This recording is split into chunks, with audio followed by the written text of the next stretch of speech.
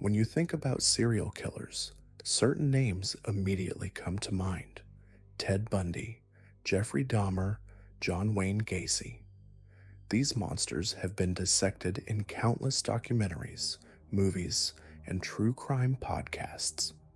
But today, we're diving into the shadows to uncover 5 of history's most prolific and disturbing killers that somehow slipped through the cracks of public consciousness. These aren't your typical Hollywood serial killers. These are the ones who operated in plain sight, trusted by their communities, hiding behind masks of respectability while committing acts so heinous they defy comprehension. What makes these cases even more chilling is how they were able to continue their killing sprees for years, sometimes decades, without detection. They didn't lurk in dark alleys or abandoned warehouses. They worked in hospitals, walked through neighborhoods, and lived among us as seemingly ordinary people.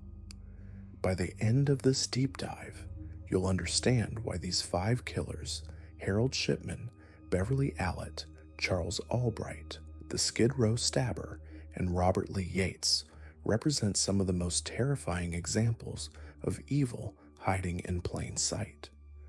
Let's begin with a man who turned healing into killing, trust into terror, and a medical practice into a house of horrors. Harold Frederick Shipman was born in 1946 in Nottingham, England, into what appeared to be a perfectly ordinary working-class family. His father was a truck driver, his mother a housewife who doted on her son. By all accounts, Harold was a bright child, studious and well-mannered. He excelled in school and seemed destined for success. But beneath this facade of normalcy, something dark was already taking root. The first crack in Harold's psyche appeared when he was just 17 years old. His mother, Vera, was diagnosed with lung cancer. Harold watched helplessly as the disease slowly consumed her, but he became fascinated by something else entirely. He noticed that when doctors administered morphine to ease her pain, she would transform from a woman writhing in agony to someone peaceful, almost euphoric. The drug didn't just relieve her suffering, it gave Harold a sense of power over life and death that would haunt him for the rest of his life. When Vera finally died, Harold was present, watching as the morphine carried her away from pain into death. That moment would shape everything that followed. Harold threw himself into his studies with renewed vigor, eventually earning a place at Leeds University Medical School. His professors described him as dedicated and competent, though some noted a certain coldness in his bedside manner. He graduated in 1970 and began working as a general practitioner, first in Pontefract and later in Todmorden, West Yorkshire. To his patients and colleagues, Dr. Shipman appeared to be everything you'd want in a family doctor. He was thorough, available at all hours, and seemed genuinely concerned about his patients' welfare. He made house calls when other doctors wouldn't, often arriving within minutes of being summoned. But this dedication masked a terrifying reality. Shipman had developed an addiction to pethidine, a powerful painkiller similar to morphine. He was forging prescriptions and injecting himself with increasing doses. When his colleagues discovered his drug use in 1975, he was forced into rehabilitation and briefly struck off the medical register. Most people assumed this was the end of his medical career, but Harold had other plans. After completing his rehabilitation, he managed to get his license reinstated and found work at the Donnybrook Medical Center in Hyde, Greater Manchester. His colleagues there were initially skeptical, but Harold quickly won them over with his apparent dedication and his willingness to take on the most difficult cases. What no one realized was that Harold had found a new way to experience the power he'd first felt watching his mother die. He began killing his patients, almost always elderly individuals who trusted him completely. His method was devastatingly simple and nearly impossible to detect. He would arrive at their homes for routine visits, then inject them with lethal doses of diamorphine, medical-grade heroin. The victims would slip into unconsciousness within moments and die peacefully, appearing to have succumbed to natural causes. Their families were often grateful that Dr. Shipman had been there in their loved ones' final moments. Harold's killing pattern was methodical and calculating. He typically targeted patients who lived alone or had conditions that made sudden death seem plausible. He would often suggest that the patient was sicker than they realized, preparing families for the worst. Then, during what appeared to be a routine house call, he would administer the fatal injection. After the patient died, Harold would comfort the grieving family, help them contact funeral directors, and even assist with death certificates. He was the picture of compassion and professionalism. Between 1975 and 1998, Harold Shipman murdered at least 218 people, though some estimates put the number as high as 250. He became known in Hyde as a doctor who was always there when people needed him most, particularly at the end of life.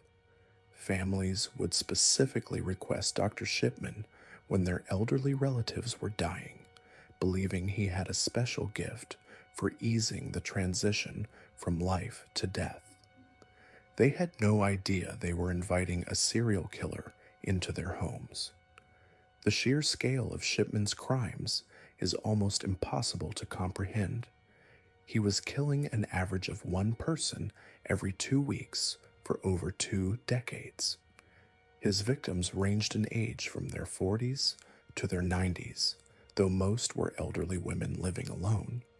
Many were patients he had treated for years, people who trusted him implicitly. Others were individuals he had met only once or twice before deciding they would be his next victim. The randomness of his selection made it nearly impossible for anyone to detect a pattern. Harold's confidence grew with each successful murder. He began falsifying medical records to make his victims appear sicker than they actually were, creating paper trails that would justify their sudden deaths. He also started to enjoy the psychological aspect of his crimes, often calling on families shortly after killing their relatives to offer comfort and support. Some families were so grateful for his presence during their time of grief that they would invite him to funerals or send him thank you cards. The case that would ultimately bring Harold down involved one of his wealthiest patients, 81-year-old Kathleen Grundy. Mrs. Grundy was a former mayor of Hyde and a well-known figure in the community. She was also in excellent health for her age, active in local politics and charity work. On June 24, 1998, Harold made a house call to check on Mrs. Grundy. Hours later, she was found dead in her home. Harold pronounced her dead and attributed the death to natural causes, specifically old age. What Harold didn't anticipate was that Mrs. Grundy's family would be suspicious of her sudden death. She had been in good health and had made no mention of feeling unwell. Even more suspicious was the discovery of a will that allegedly left her entire estate, worth nearly £400,000, to Dr. Shipman. The will was obviously forged, typed on an old typewriter, and witnessed by 2 of Harold's patients. Mrs. Grundy's daughter, Angela Woodruff, who was a solicitor, immediately recognized the document as fraudulent and contacted the police. The investigation that followed would expose one of the most prolific serial killers in modern history. When police exhumed Mrs. Grundy's body, they found lethal levels of diamorphine in her system. This discovery prompted them to look more closely at other deaths involving Dr. Shipman. What they found was a pattern of death that defied statistical probability. Shipman's patients were dying at a rate significantly higher than those of other doctors in the area, and most of these deaths occurred during home visits. As the investigation expanded, a horrifying picture emerged. Detectives discovered that Harold had been systematically murdering his patients for over 2 decades. The victims' families, who had once been grateful for Dr. Shipman's compassionate care, now realized they had been manipulated by a cold-blooded killer. Many described feeling violated, not just by the murders themselves, but by Harold's presence at funerals and his expressions of sympathy for deaths he had caused. During his trial, Harold maintained his innocence, showing no remorse for his actions. He claimed that the evidence against him was circumstantial and that he was being persecuted for being a dedicated doctor. His arrogance was stunning, even in the face of overwhelming evidence. Medical experts testified that the concentration of diamorphine found in his victims' bodies could only have been administered intentionally and in massive doses. Former colleagues described how Harold had access to large quantities of controlled substances and had previously been caught forging prescriptions. The trial lasted for months, with prosecutors methodically building their case, victim by victim. Family members testified about their loved ones' final days, describing how healthy and active they had been before Dr. Shipman's final visit. The evidence was overwhelming, but Harold never wavered in his denials. He seemed genuinely convinced that he had done nothing wrong, or perhaps he was simply unable to admit the magnitude of his crimes. On January 31st, 2000, Harold Shipman was found guilty of murdering 15 patients and forging Kathleen Grundy's will. He was sentenced to life imprisonment without the possibility of parole. The judge described him as a dangerous criminal who had violated the trust placed in him as a doctor, but even this conviction represented only a fraction of his actual crimes. A subsequent public inquiry would identify 218 confirmed victims and suggest that the true number might be even higher. Harold never confessed to his crimes or showed any remorse for his actions. He maintained his innocence until the end, insisting that he was a caring doctor who had been wrongfully convicted. On January 13th, 2004, exactly 4 years to the day after his conviction, Harold Shipman was found dead in his prison cell at Wakefield Prison. He had hanged himself using bed sheets, taking his secrets and his motivations to the grave. His suicide was seen by many as a final act of cowardice, a refusal to face the full consequences of his actions. The impact of Harold Shipman's crimes extended far beyond his immediate victims. His case led to sweeping reforms in British healthcare, including stricter controls on controlled substances and new procedures for investigating unexpected deaths. The trust between doctors and patients, as particularly elderly patients, was severely damaged. Many people became suspicious of medical professionals, especially those who made frequent house calls or seemed overly concerned about their patients' end-of-life care.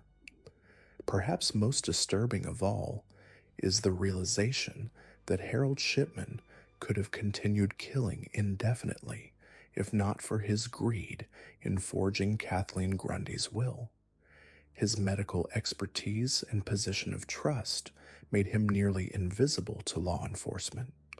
He had perfected a method of murder that left no obvious traces and targeted victims whose deaths would seem natural given their age and health conditions.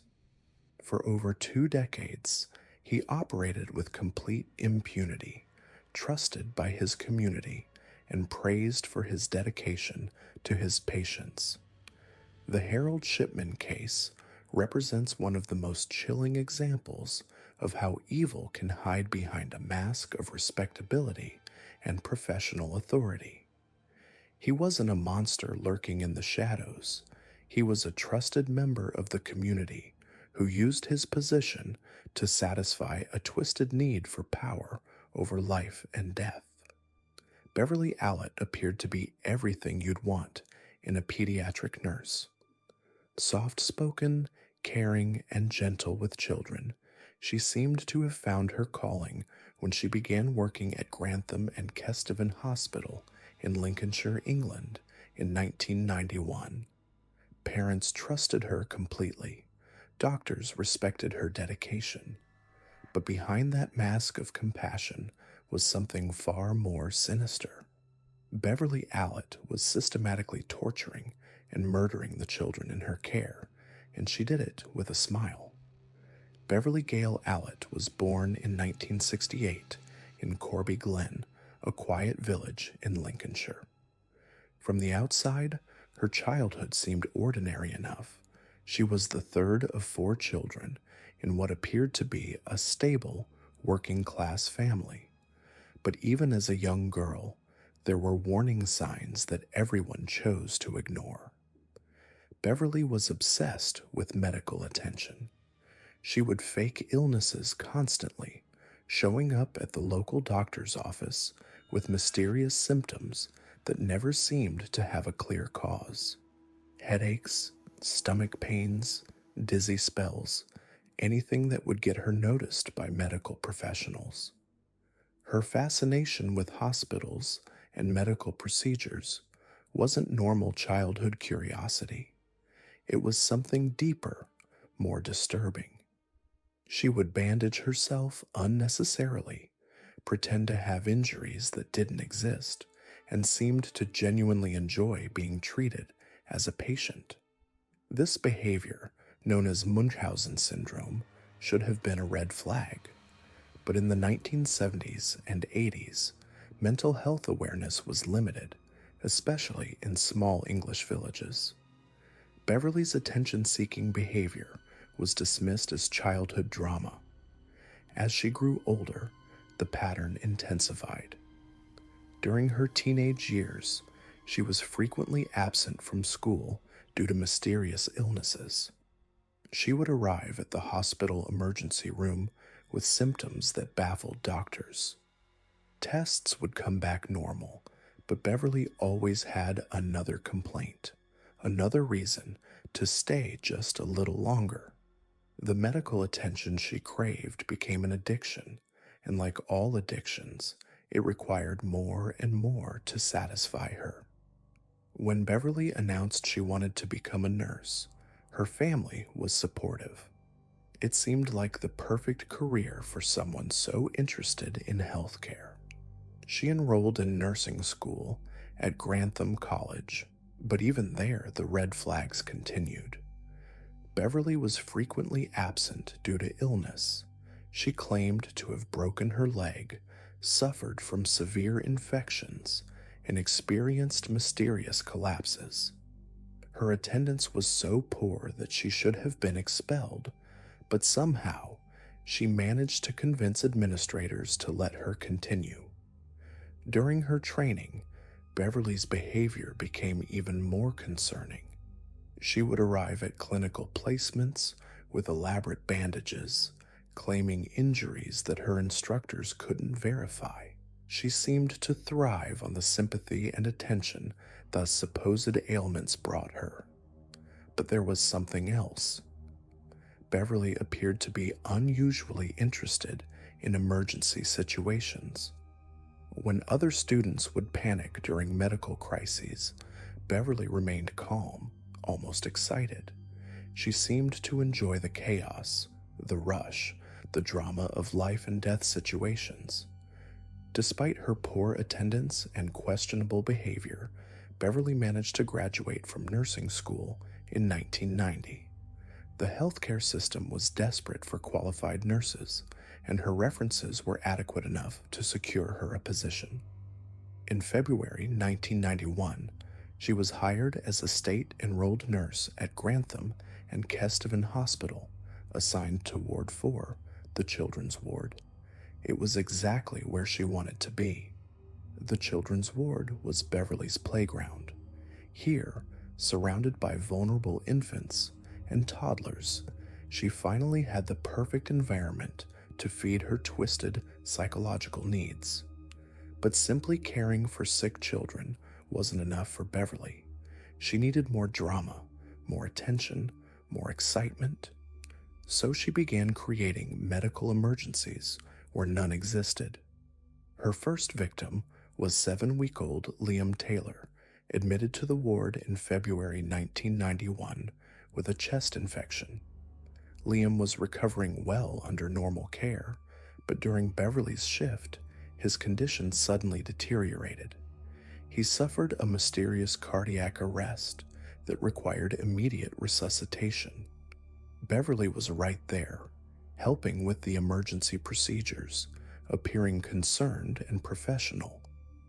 Liam survived, but the incident was the beginning of a terrifying pattern.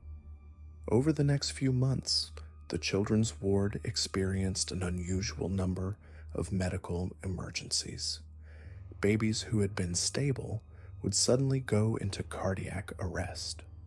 Toddlers would experience mysterious breathing difficulties. Children would develop severe hypoglycemia without any medical explanation.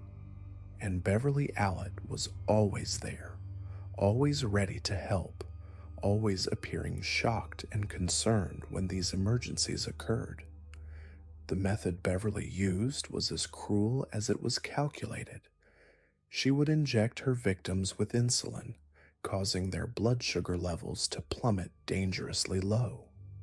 Insulin is naturally occurring in the body, making it extremely difficult to detect in post-mortem examinations. The resulting hypoglycemia would cause seizures, brain damage, cardiac arrest, and in many cases death. For a pediatric nurse, insulin was easily accessible, and Beverly knew exactly how much to administer to cause maximum damage without immediate detection. But insulin wasn't her only weapon. Beverly also used potassium chloride, injecting it directly into her victims' intravenous lines. Potassium chloride, when administered incorrectly, can cause immediate cardiac arrest. Like insulin, it's a substance that occurs naturally in the body, making detection nearly impossible with the forensic technology available in 1991. Beverly had found the perfect murder weapons, substances that were part of routine medical care, but deadly when misused. 4-month-old Paul Crampton became one of Beverly's victims in March 1991. Paul had been admitted for a minor chest infection and was expected to make a full recovery. During Beverly's night shift, Paul suddenly went into cardiac arrest. Despite resuscitation efforts, Paul died. The official cause of death was listed as sudden infant death syndrome, but Beverly had actually murdered him with a lethal injection of insulin. 2-month-old Bradley Gibson was another victim. Bradley had been born prematurely, but was thriving in the hospital's care. During one of Beverly's shifts, Bradley experienced a mysterious cardiac arrest. He survived the initial attack, but suffered severe brain damage. Beverly had injected him with insulin, causing irreversible neurological damage that would affect him for the rest of his life. The most heartbreaking case was that of 15-month-old Claire Peck. Claire had been admitted to the ward with gastroenteritis, a common childhood illness that should have been easily treatable. Claire was actually recovering and was scheduled to go home the next day. But during Beverly's shift, Claire suddenly went into cardiac arrest. Despite desperate resuscitation attempts, Claire died. Beverly had murdered her with a lethal dose of potassium chloride injected directly into her intravenous line.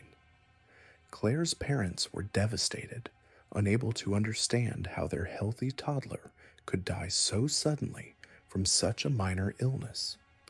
What made Beverly's crimes even more disturbing was how she interacted with the families of her victims. She would comfort grieving parents, offer them sympathy, and even attend funerals. She seemed to genuinely enjoy the drama and emotional intensity of these situations. The attention she received as the caring nurse who had tried so hard to save their children fed her psychological needs. She was literally feeding off the suffering she had caused. Beverly's colleagues began to notice patterns, but the realization came slowly. Ward 4 was experiencing an unusually high number of medical emergencies, and these incidents seemed to cluster around Beverly's shifts.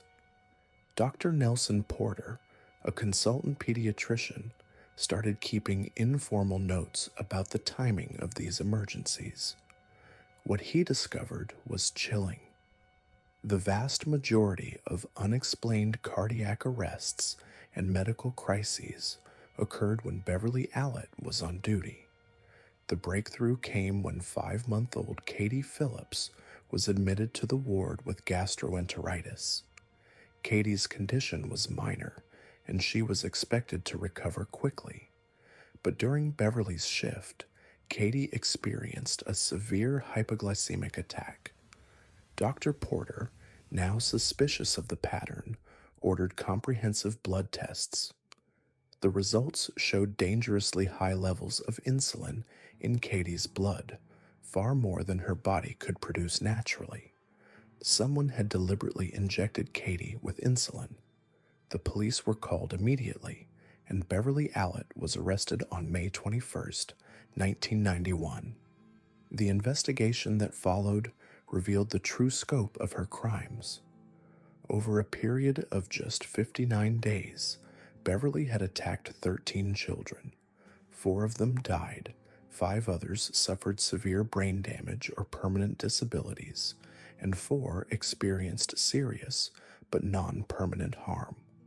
The children ranged in age from 7 weeks to 11 years old. During the investigation, Beverly's psychological profile became clearer. She suffered from Munchausen syndrome by proxy, a rare mental disorder where caregivers deliberately cause harm to those in their care to gain attention and sympathy. Beverly had transferred her lifelong need for medical attention onto the children she was supposed to protect. By making them sick, she could be the center of attention during medical emergencies, receiving praise for her dedication and concern. The trial began in February 1993, and the evidence against Beverly was overwhelming. Medical experts testified about the impossible levels of insulin and potassium found in the victim's blood. Hospital records showed the clear correlation between Beverly's shifts and the medical emergencies. Families of the victims testified about how Beverly had comforted them during their darkest moments, never knowing she was the cause of their suffering. Beverly's defense team argued that she was mentally ill and not responsible for her actions. They claimed her Munchausen syndrome by proxy made her unable to control her behavior. But the prosecution painted a different picture. They argued that Beverly's actions were calculated and deliberate. She had chosen her victims carefully, selected her methods to avoid detection, and had shown no remorse for the suffering she caused. The jury deliberated for 2 weeks before reaching their verdict. On May 28, 1993, Beverly Allitt was found guilty on all charges. She was sentenced to 13 life sentences, one for each child she had harmed. The judge recommended that she serve a minimum of 30 years before being eligible for parole. She was 34 years old when she was sent to Rampton Secure Hospital, a high-security psychiatric facility. Even in prison, Beverly continued to exhibit the attention-seeking behavior that had defined her entire life. She claimed to suffer from various illnesses, demanded constant medical attention, and even alleged that she was being poisoned by prison staff.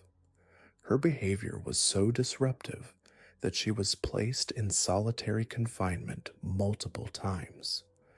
Prison psychiatrists noted that she showed no genuine remorse for her crimes and seemed to view her victims as objects rather than human beings. The Beverly Allitt case sent shockwaves through the British healthcare system. How had a nurse with such obvious psychological problems been allowed to work with vulnerable children? How had her crimes gone undetected for so long? The investigation revealed numerous failures in the system. Beverly's nursing school had ignored her excessive absences and attention-seeking behavior. The hospital had failed to conduct proper background checks or psychological evaluations. There were no systems in place to monitor unusual patterns of patient deaths or emergencies. In response to the case, the British government implemented major reforms in healthcare hiring practices. The Allitt Inquiry, led by Sir Cecil Clothier, resulted in new guidelines for employing healthcare workers. Background checks became more rigorous, psychological evaluations were required for certain positions, and hospitals were required to monitor unusual patterns in patient outcomes. The case also led to increased awareness of Munchausen syndrome by proxy and better training for healthcare professionals to recognize the warning signs. But for the families of Beverly's victims, no amount of reform could undo the damage. The Crampton family lost their 4-month-old son, Paul. The Peck family lost their 15-month-old daughter, Claire. The Gibson family watched their son, Bradley, struggle with severe brain damage caused by Beverly's insulin injections.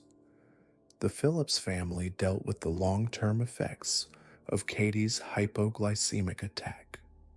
These families had trusted the healthcare system to protect their most vulnerable members, and that trust had been betrayed in the most horrific way possible. Beverly Allitt remains in Rampton Secure Hospital today, more than 30 years after her conviction. She has been eligible for parole since 2022, but experts believe she will never be released. Psychiatric evaluations continue to show that she poses a significant risk to public safety, particularly to children. She has never expressed genuine remorse for her crimes and continues to exhibit the same attention-seeking behaviors that led to her murderous spree. The Beverly Allitt case stands as one of the most disturbing examples of medical serial killing in modern history. It demonstrates how predators can hide behind masks of respectability and how trusted institutions can be infiltrated by those who wish to cause harm. Beverly appeared to be everything you'd want in a pediatric nurse, but beneath that caring exterior was someone who viewed vulnerable children as tools to satisfy her own twisted psychological needs. Her crimes remind us that evil doesn't always announce itself with obvious warning signs. The twisted mind of Charles Albright revealed itself not through blood spatter or broken bones, but through something far more disturbing. When police found his victims scattered across Dallas in the early 1990s, they noticed something that made even seasoned detectives turn away in horror. Each woman had been carefully mutilated, their eyes surgically removed with the precision of someone who knew exactly what they were doing. This wasn't random violence. This was the work of someone who collected human eyes like trophies, someone who had been perfecting his craft for years. Charles Frederick Albright, known as the Dallas Ripper, was a killer whose obsession with eyes would terrorize an entire city and reveal depths of depravity that psychiatrists still struggle to understand. Charles Albright was born in 1933 in Amarillo, Texas, and from his earliest days, something was wrong. His adoptive mother, Dell Albright, was a stern woman who demanded perfection from her son. She was a school teacher who believed that discipline and rigid structure could mold any child into success. But Charles wasn't just any child. Even as a toddler, he displayed an unnerving fascination with eyes. He would stare at people for uncomfortably long periods, studying their faces with an intensity that made adults shift nervously. His adoptive mother found him once at age 3, carefully removing the eyes from his toy animals with a small knife he had somehow acquired. When she asked him why, he simply said the eyes were pretty and he wanted to keep them. By elementary school, Charles was already showing signs of the darkness that would later consume him. He was brilliant. There was no question about that. His IQ tested well above average, and he excelled academically. But his teachers noted disturbing behavior patterns. He would spend entire class periods drawing detailed sketches of human eyes, always focusing on the iris and pupil with obsessive precision. During recess, while other children played games, Charles would catch small animals and perform what he called experiments. These weren't the typical childhood curiosities about biology. Charles was systematically removing the eyes from birds, squirrels, and neighborhood cats, always with surgical precision, always preserving the eyes in small jars filled with water. His adoptive mother, Dell, noticed these behaviors, but dismissed them as signs of scientific curiosity. She convinced herself that Charles was simply gifted, perhaps destined to become a doctor or researcher. She encouraged his interest in anatomy and even bought him medical textbooks and dissection kits for his birthdays. What she didn't realize was that she was feeding a growing obsession that would eventually claim human lives. Charles spent hours in his bedroom studying these medical texts and practicing his dissection techniques on whatever animals he could find. His bedroom became a makeshift laboratory filled with preserved eyes floating in jars, detailed anatomical drawings, and surgical instruments he had somehow acquired. As Charles entered his teenage years, his obsession with eyes began to merge with another disturbing interest, an attraction to violence and control. He started following women around Dallas, not to harm them yet, but to study their eyes. He would sit in coffee shops or parks, sketching the eyes of unsuspecting women in notebooks that he filled by the dozens.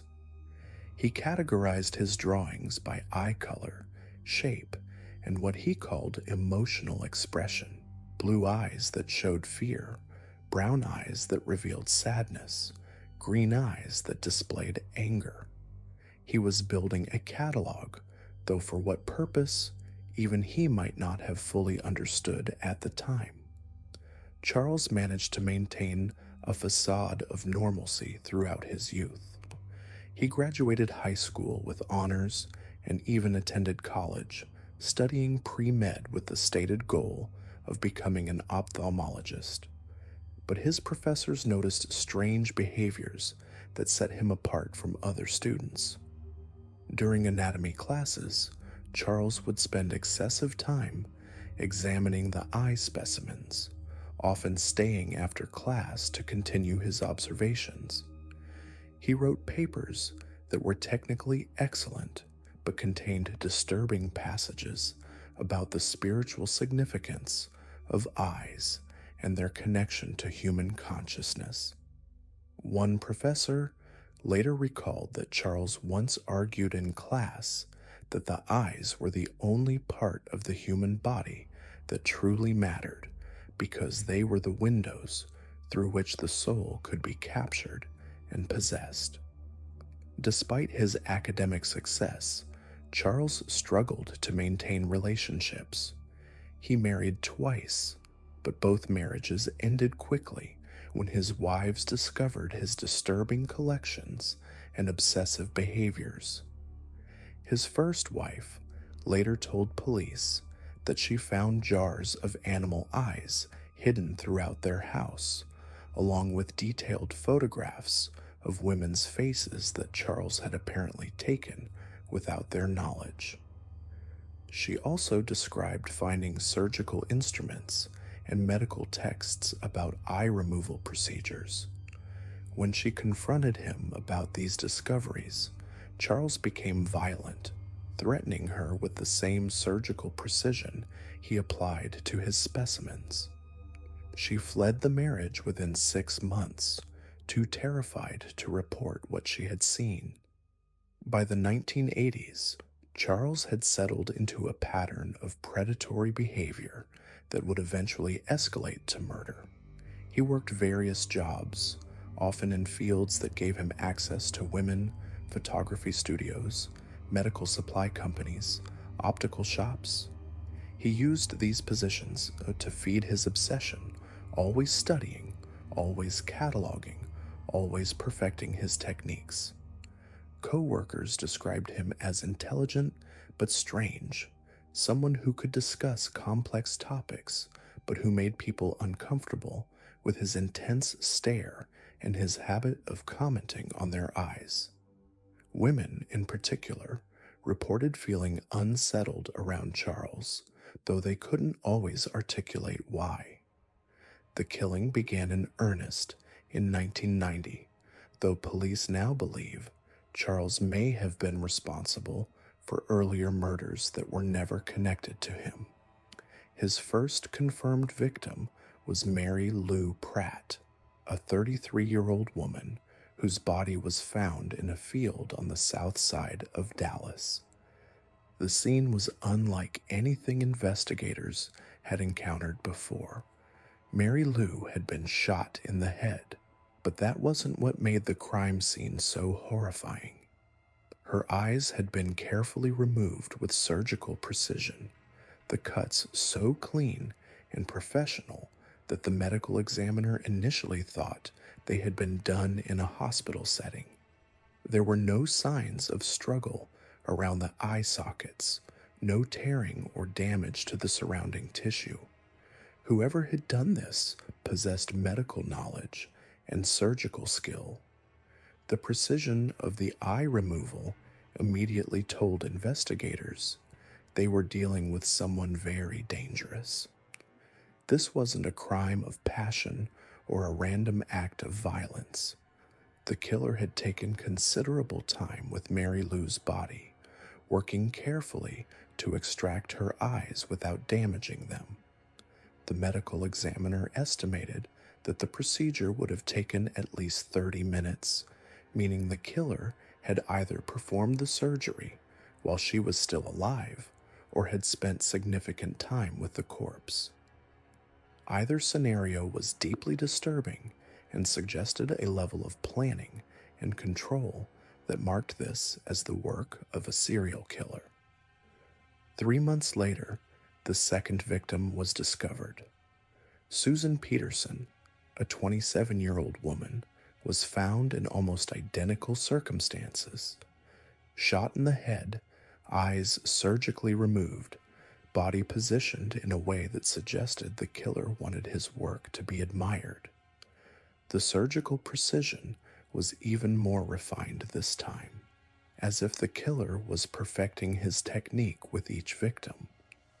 Police forensics experts noted that the cuts were made with what appeared to be medical-grade instruments, and the skill level suggested someone with formal training in surgical procedures.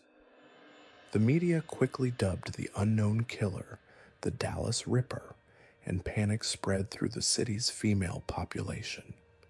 Women began avoiding certain areas of Dallas, traveling in groups, and reporting suspicious behavior to police at unprecedented rates.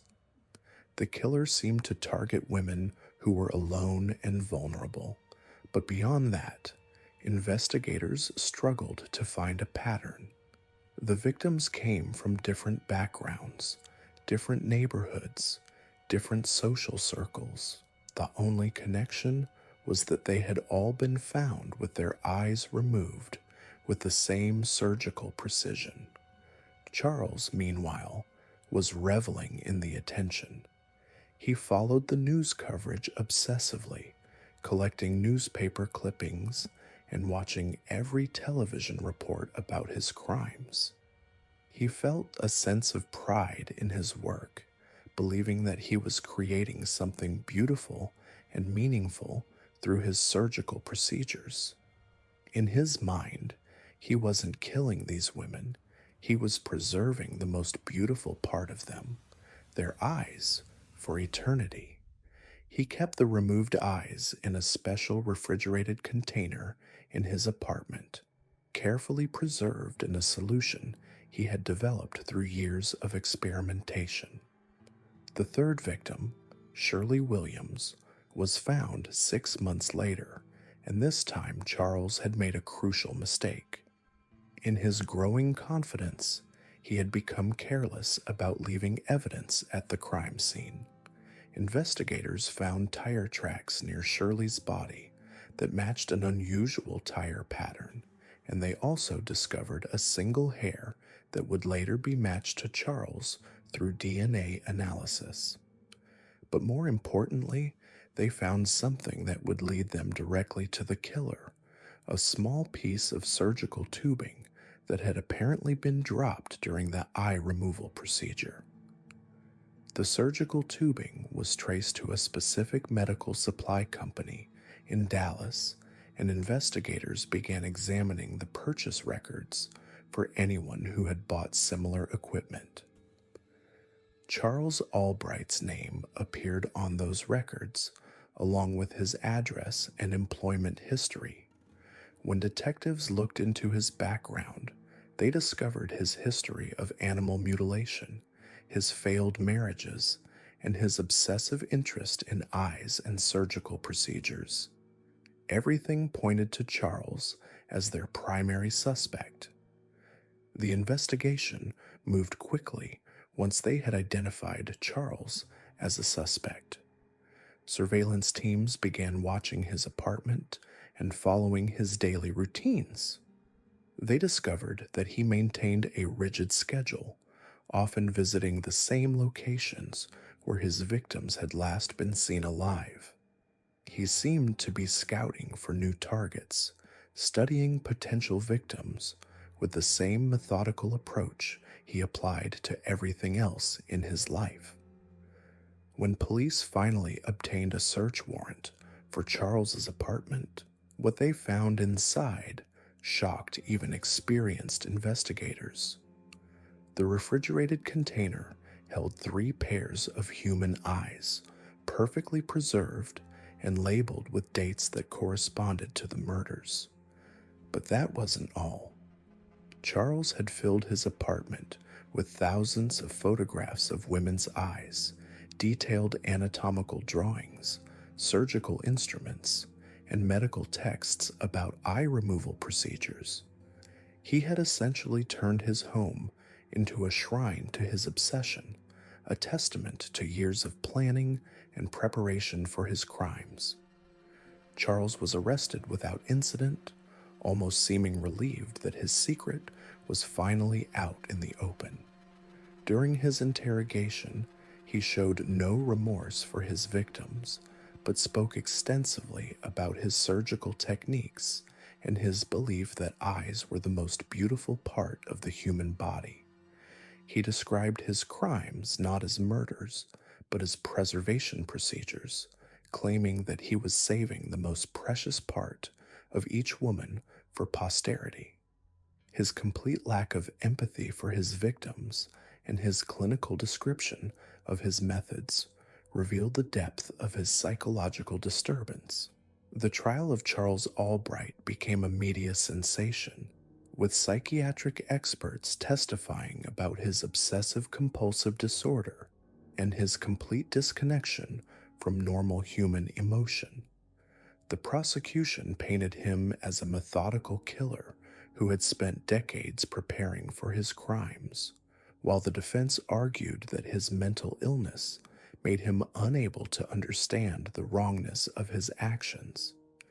But the evidence was overwhelming, and the jury quickly found him guilty on all counts.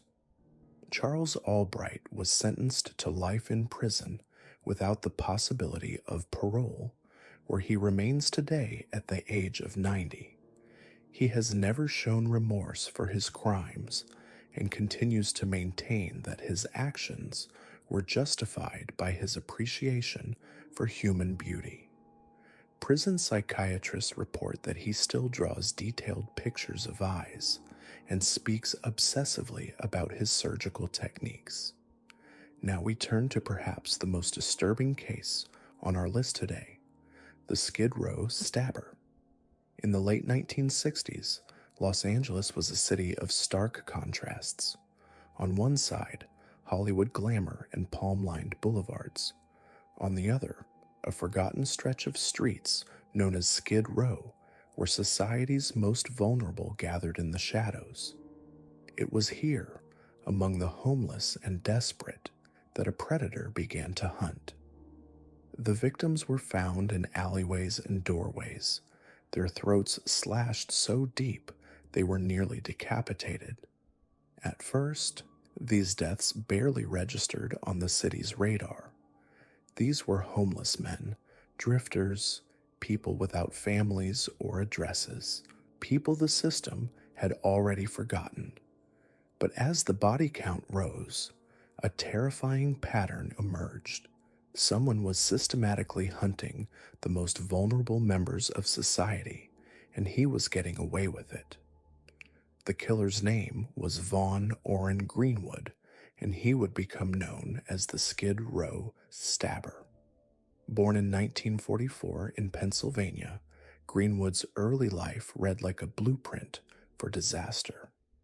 Abandoned by his parents as a child, he bounced between foster homes, never staying anywhere long enough to form meaningful connections. By his teens, he was already displaying the warning signs that would later manifest as deadly violence: truancy, theft, fights with other children. The system failed him repeatedly, and with each failure, something darker took root inside him. What made Greenwood so dangerous wasn't just his capacity for violence, but his methodical approach to murder.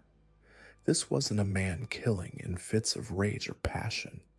His crimes were ritualistic, calculated, and deeply disturbing. Each victim was found with their throat cut in an identical manner, a deep, precise slash that spoke to practice and deliberation. But perhaps most chilling of all were the ritual elements he left at each crime scene. Near every body, investigators found small containers filled with fresh human blood. Tin cups, ceramic bowls, sometimes just makeshift vessels fashioned from discarded materials.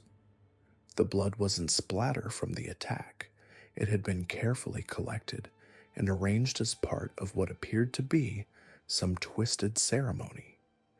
Greenwood believed he was purifying the city by eliminating those he deemed unworthy.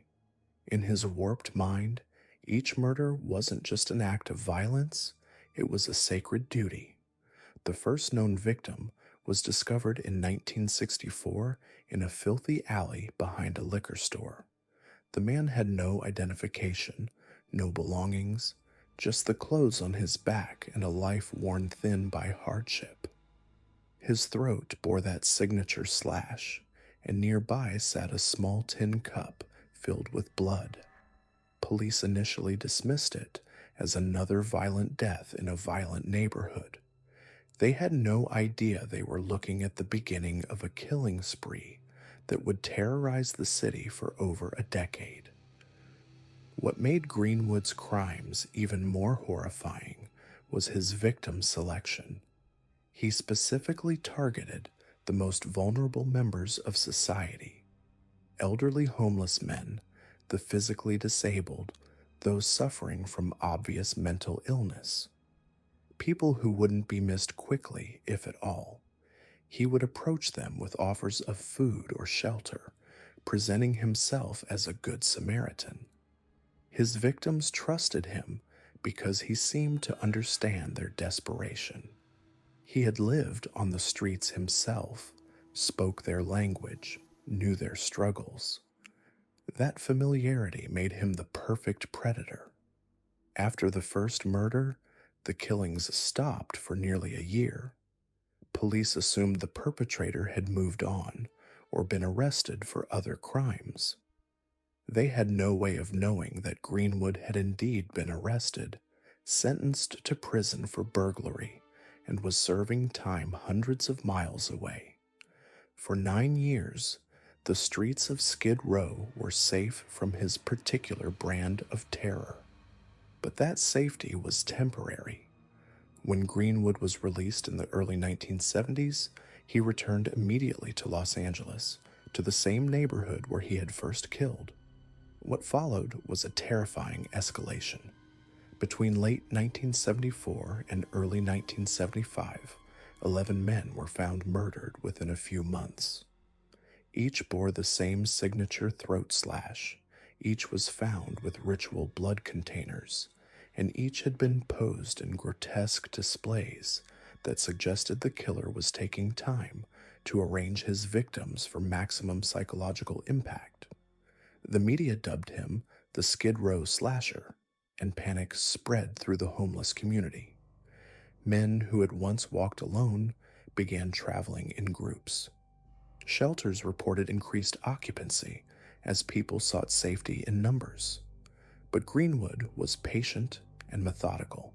He would wait, watching, until he found someone isolated and vulnerable.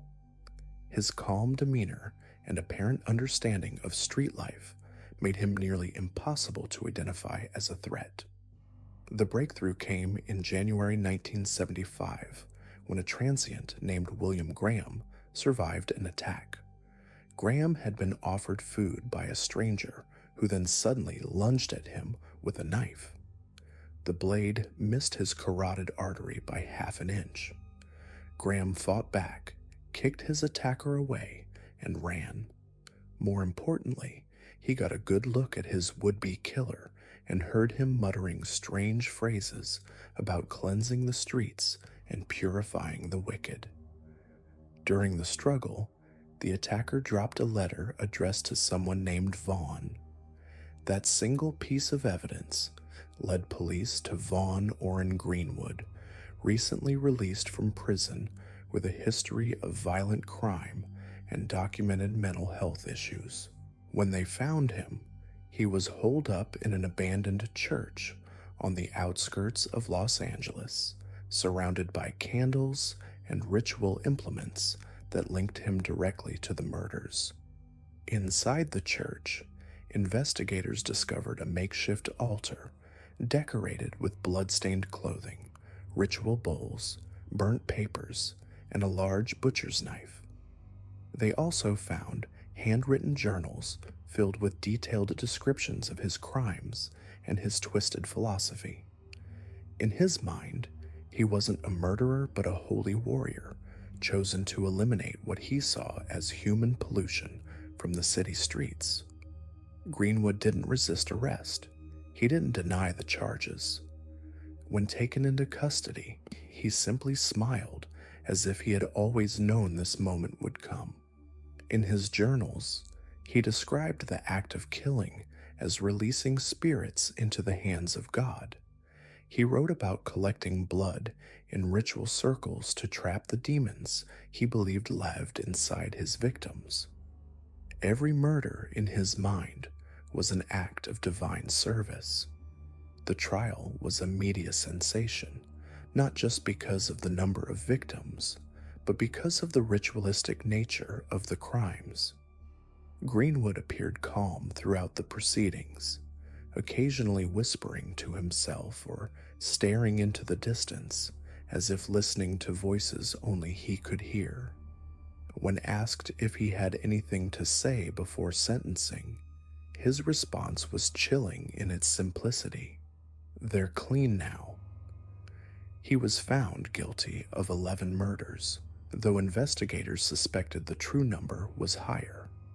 Similar killings in Chicago and Bakersfield bore his signature, but he never confessed to anything beyond what prosecutors could prove. He was sentenced to life in prison without the possibility of parole. Behind bars, Greenwood remained an enigma. He rarely spoke to guards, never caused trouble, and refused all interview requests.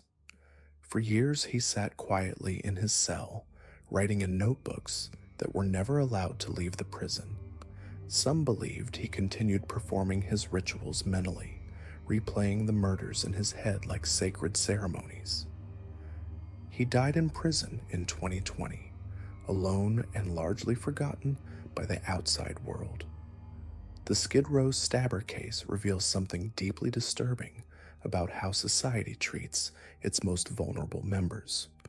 Greenwood was able to operate for over a decade, partly because his victims were people society had already discarded. Their deaths weren't investigated with the same urgency as those of people with homes, families, and social connections. He understood the societal blind spot and exploited it ruthlessly. What makes Greenwood particularly terrifying is how ordinary he appeared. He wasn't the wild-eyed maniac of horror movies. He was quiet, patient, and seemingly harmless. To his victims, he probably appeared as just another lost soul trying to survive on the streets.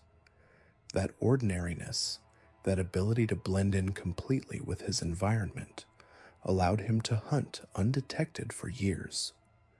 The psychological profile that emerged during his trial painted a picture of a man who had completely disconnected from normal human empathy. He didn't kill in anger or for material gain. He killed because he genuinely believed it was his divine purpose. That level of delusion, combined with his methodical approach and careful victim selection, made him one of the most dangerous predators ever to stalk American streets. Even today, decades after his capture, the Skid Row stabber case serves as a reminder of how easily predators can operate in society's blind spots. Greenwood proved that evil doesn't always announce itself with grand gestures or obvious warning signs. Sometimes it walks quietly among us, patient and calculating, waiting for the perfect moment to strike.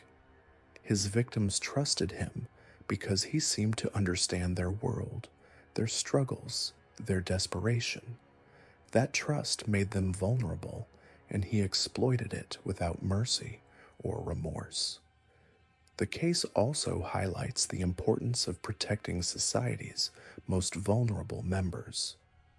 Greenwood's victims weren't just statistics or crime scene photographs.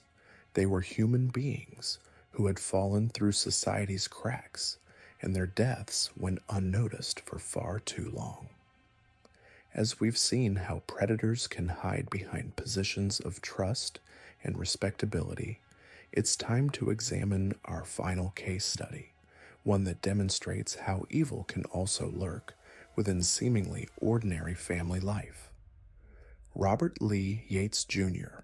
presented himself as the quintessential American family man, a decorated military veteran, devoted husband, and father of 5 children.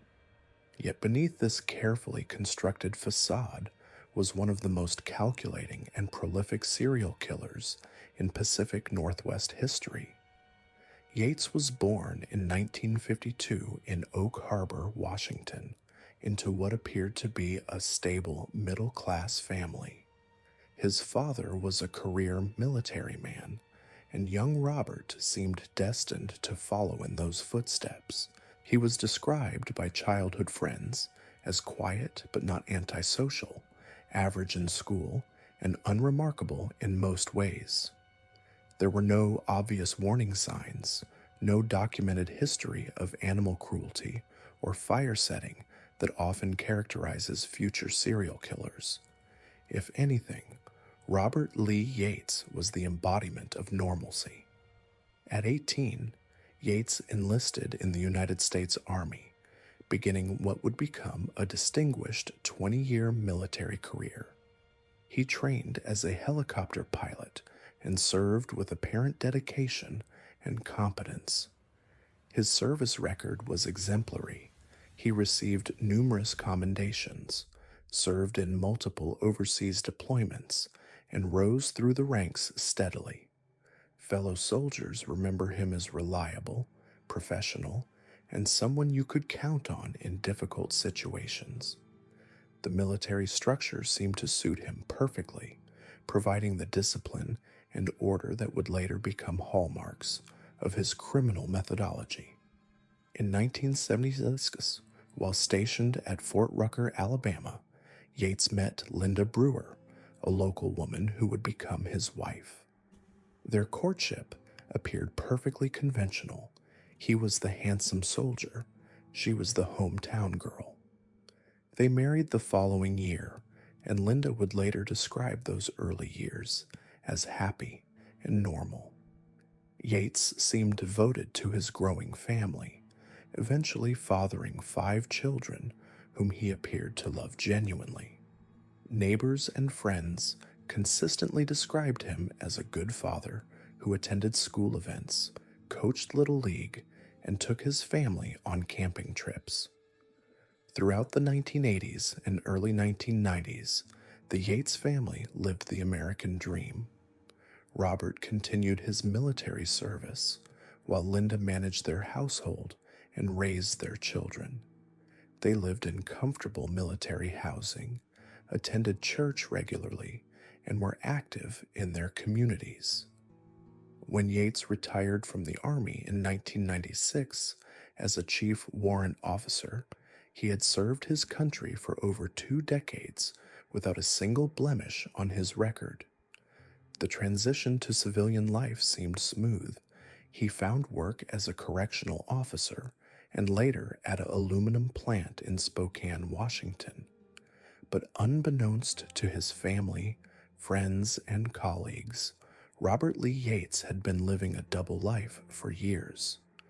The same man who kissed his wife goodbye each morning and helped his children with homework was also stalking, killing, and disposing of women with chilling efficiency and precision. His victims were primarily sex workers and vulnerable women, people he correctly calculated would not be immediately missed or prioritized by law enforcement. Yates's methodology was as calculated as a military operation. He would cruise areas known for prostitution in his white Corvette, a car that should have made him memorable but somehow didn't raise suspicions. He typically approached women late at night, negotiating for sexual services before driving them to isolated locations. There, he would shoot them, usually in the head, with a small caliber handgun. The killings were quick, efficient, and showed no signs of frenzy or loss of control. This was not crimes of passion, but calculated executions. What made Yates particularly dangerous was his ability to compartmentalize. After committing murder, he would return home to his family, help with dinner, assist with homework, and maintain the facade of the perfect father and husband. His wife Linda later recalled no significant changes in his behavior, no periods of unexplained absence, no suspicious activities. He was simply Robert, her husband of over 20 years, the father of her children, the man she trusted completely. The killings began in earnest in the 1990s, though investigators later suspected he may have been active much earlier. His first confirmed victim was a sex worker found shot to death near Spokane in 1996.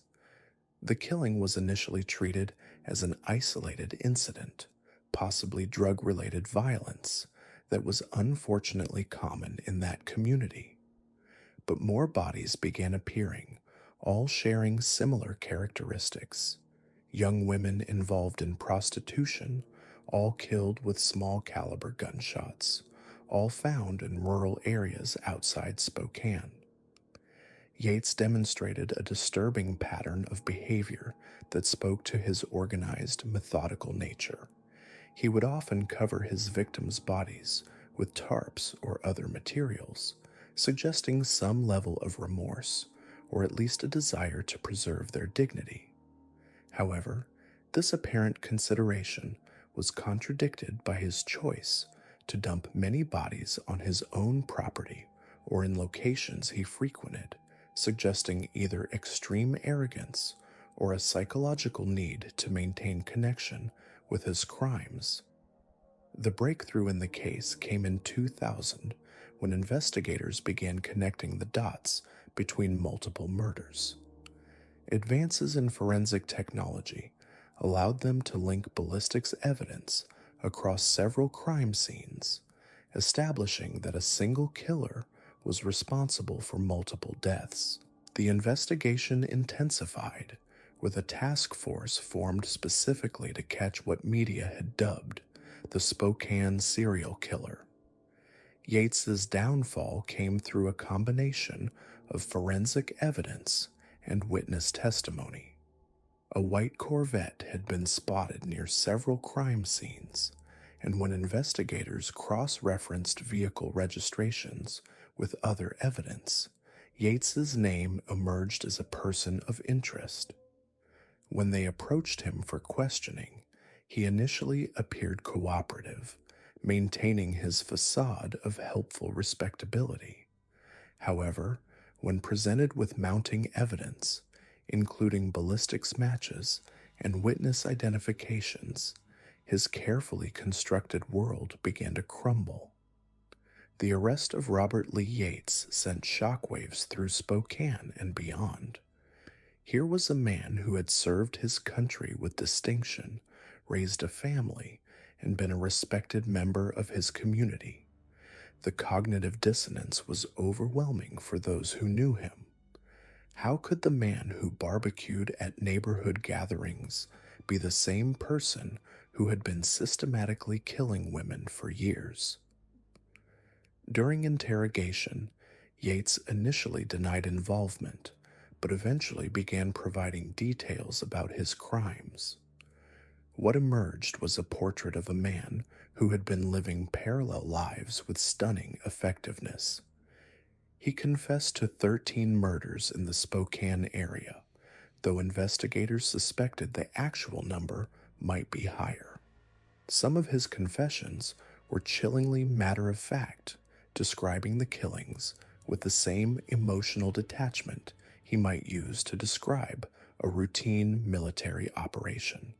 The impact on his family was devastating.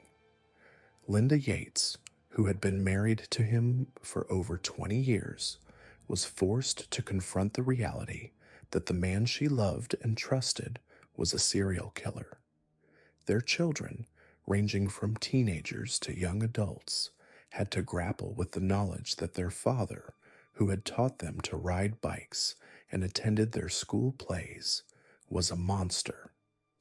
The psychological trauma extended to the broader community, which had to reconcile their image of Yates as a neighbor and fellow citizen with the reality of his crimes. In court, Yates attempted to negotiate a plea deal to avoid the death penalty. He agreed to plead guilty to 13 counts of first-degree murder in exchange for life imprisonment without the possibility of parole. During his sentencing, he showed little emotion, maintaining the same controlled demeanor that had allowed him to hide his crimes for so long. Some family members of victims spoke at the hearing, describing the pain of losing their loved ones to someone who had seemed so ordinary, so trustworthy.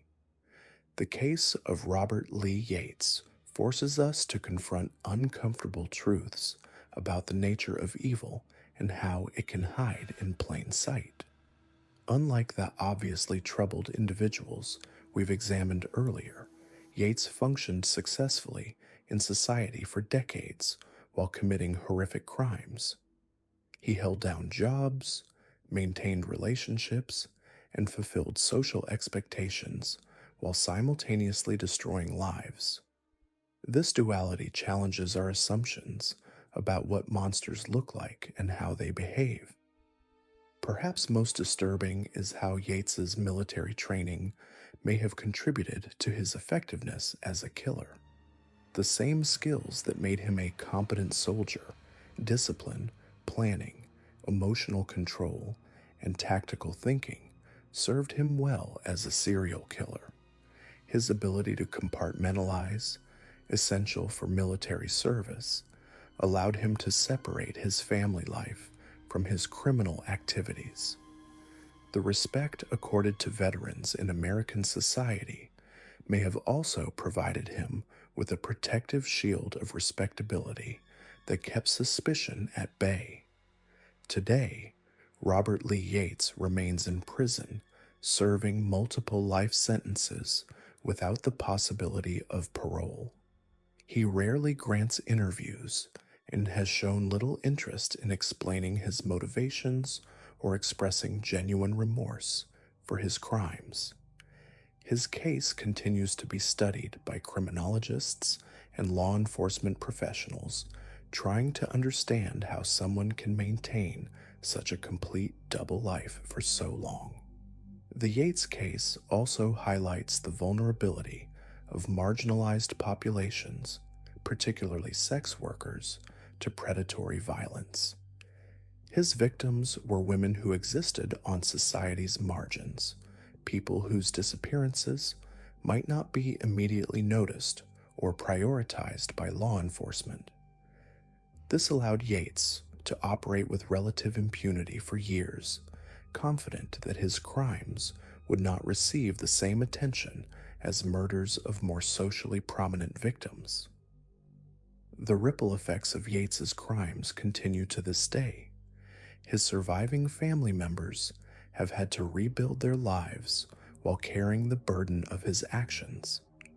The Spokane community was forced to examine how someone so dangerous could operate undetected in their midst for so long. Law enforcement agencies have studied the case to improve their ability to detect and apprehend serial killers who don't fit typical profiles. Robert Lee Yates represents perhaps the most terrifying type of serial killer, the one who appears completely normal. He had no obvious mental illness, no history of significant trauma that would explain his actions, and no apparent motive beyond his own twisted desires. He simply chose to kill, and he was very good at hiding that choice from everyone around him. His case serves as a chilling reminder that evil doesn't always announce itself with obvious warning signs.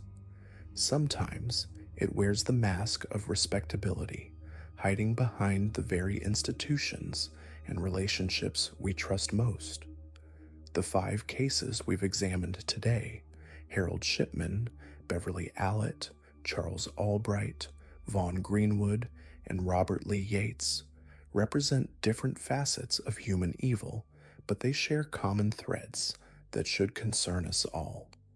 Each exploited positions of trust or social invisibility to prey on vulnerable populations. Each demonstrated that monsters don't always look like monsters. They can be the trusted doctor, the caring nurse, the quiet neighbor, or the decorated veteran. These stories serve as more than just horrifying entertainment.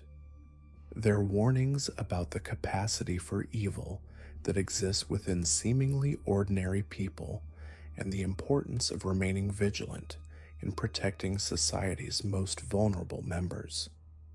They remind us that our institutions, from healthcare to law enforcement to military service, are only as trustworthy as the individuals within them. The pain behind these killers goes deeper than their crimes. What we've seen so far are predators who used their positions, their perceived normalcy, and society's blind spots to commit unspeakable acts. But there's something else that connects these monsters, something that reveals how evil can hide in plain sight for decades. Each of these killers shared one terrifying trait. They perfected the art of deception, not just with their victims, but with entire communities that trusted them. Harold Shipman didn't just kill patients, he weaponized the most sacred trust in society, the relationship between doctor and patient. For over 2 decades, he sat across from elderly people in their most vulnerable moments, looked them in the eye, and made calculated decisions about who would live and who would die. The families who thanked him for his care, who praised his dedication, who recommended him to their neighbors, had no idea they were endorsing a killer who had turned healing into hunting. What makes Shipman's case even more chilling is how he evolved his methods over time. Early in his career, his kills were more opportunistic, taking advantage of patients who were already seriously ill. But as his confidence grew, so did his boldness. He began targeting healthier patients, people who had years left to live, simply because he enjoyed the power of deciding their fate. Former colleagues later recalled how Shipman would sometimes seem unusually cheerful after visiting certain patients, how he would volunteer for house calls that other doctors avoided, and how he had an uncanny ability to predict which patients wouldn't make it through the week. The investigation that finally brought him down revealed a pattern so systematic it resembled a business operation. Shipman had been forging medical records, falsifying death certificates, and manipulating grieving families with such precision that it took statistical analysis to expose him. He had created an entire infrastructure of lies, complete with fake symptoms, fabricated medical histories, and carefully crafted explanations for sudden deaths. When authorities analyzed death rates in his practice area, they found spikes that coincided perfectly with his employment at various medical facilities. Beverly Allitt represents something equally disturbing: the corruption of maternal instinct. Nurses are supposed to be protectors, especially pediatric nurses who work with the most vulnerable patients imaginable. Children and their parents place absolute trust in these caregivers, believing that their training and compassion will keep their little ones safe. Allitt exploited this trust in ways that defy comprehension. Her method was particularly insidious because it mimicked medical crises that could occur naturally in a hospital setting. When a child went into sudden cardiac arrest or experienced unexpected breathing difficulties, The medical team would rush to save them, never suspecting that the person leading the resuscitation efforts was the same person who had caused the emergency. Allitt would inject children with insulin or potassium, then position herself as their heroic savior when they crashed. She fed off the chaos, the attention, the praise she received for her quick thinking during medical emergencies that she had orchestrated. The psychological profile that emerged during her trial revealed a woman who was addicted to crisis and attention. She had Munchausen syndrome by proxy, a condition where caregivers deliberately harm those in their care to gain sympathy and attention for themselves. But Allitt took this to lethal extremes. She wasn't content with making children sick. She was willing to kill them to maintain her image as a dedicated, caring nurse. The parents who hugged her and thanked her for trying so hard to save their children had no idea they were embracing their child's murderer. Charles Albright's obsession with eyes reveals how fetishistic compulsions can drive someone to commit acts of unimaginable brutality. His victims weren't random, they were chosen specifically because they possessed what he desired most. Albright had been fascinated with eyes since childhood, collecting them from dead animals, studying their structure, even learning taxidermy to preserve them. But somewhere along the way, his fascination became a need, and his need became a compulsion that could only be satisfied through murder. The precision with which he removed his victims' eyes suggested not just medical knowledge, but practice. Investigators found evidence that he had been perfecting his technique for years, possibly on animals, before graduating to human victims. The surgical instruments found in his possession were clean, well-maintained, and specifically chosen for the task. He treated his murders like medical procedures, complete with preparation, execution, and careful cleanup. What made Albright particularly dangerous was his ability to blend into normal society. He was educated, articulate, and charming when he needed to be. He could discuss art, literature, and current events with equal ease. His neighbors saw him as an eccentric but harmless older man who kept to himself. They had no idea that behind his quiet exterior was someone who viewed human beings as nothing more than carriers for the body parts he coveted. Vaughn Greenwood, the Skid Row stabber, represents perhaps the most disturbing type of killer, one who sees murder as a moral imperative. His victims weren't chosen randomly. They were selected because he believed they deserved to die. In his twisted worldview, he was performing a public service by eliminating what he saw as human refuse. He had convinced himself that homeless people, drug addicts, and society's outcasts were better off dead, and that he was the instrument of their salvation. Greenwood's ritual behavior around his crimes reveals the depth of his delusion. He didn't just kill, he performed ceremonies. The blood he collected, the way he positioned bodies, the symbols he left at crime scenes, all of this was part of an elaborate belief system he had constructed to justify his actions. He saw himself as a priest of sorts, conducting sacred rites that would purify the city and send corrupted souls to their judgment. The most terrifying aspect of Greenwood's case is how he operated in plain sight among his intended victims. He lived on Skid Row, walked the same streets, ate at the same shelters. To the homeless community, he was just another lost soul trying to survive. He would offer food, drink, or companionship to people who were desperately lonely and vulnerable. His victims trusted him because he seemed to be one of them, someone who understood their struggles and offered genuine human connection in their darkest moments. Robert Lee Yates embodies the ultimate deception, the family man who leads a double life. During the day, he was a devoted father, a reliable neighbor, a respected veteran.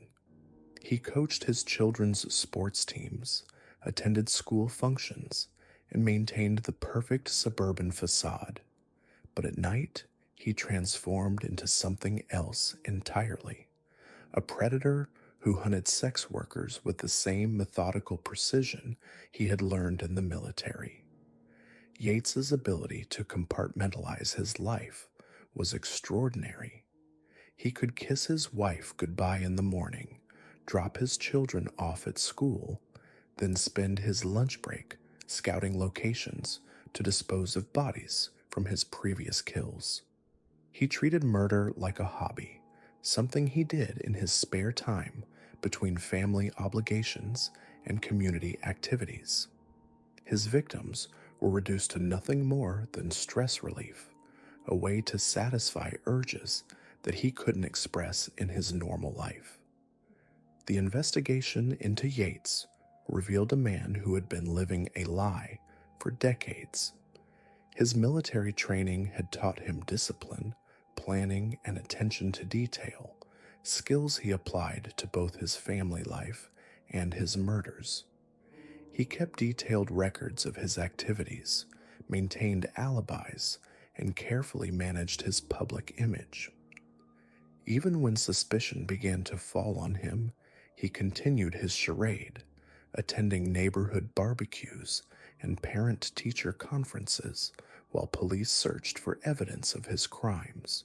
What connects all of these killers is their fundamental understanding of human psychology and social dynamics.